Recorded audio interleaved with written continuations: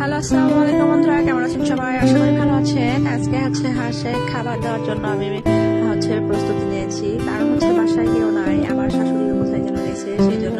আর হাঁস মুরগি এত পরিমাণ বিরক্ত করছিল যে না খেতে দিলে না।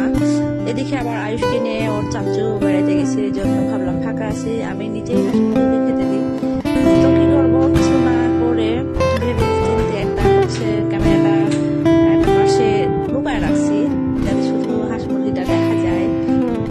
কিন্তু দেখেন, শেষ পর্যন্ত না দেখলে বুঝতে পারবেন না। এই যে আমাদের ছাগলের দুটো বাচ্চা আছে, খুব দৌড়াদৌড়ি করতেছে। আর দেখতেই পাচ্ছেন বাসার সামনে মেন রাস্তা, যার জন্য ঝামেলা হয়। এদিকে দেখেন আয়ুষকে নিয়ে চাচু চলে আসছে।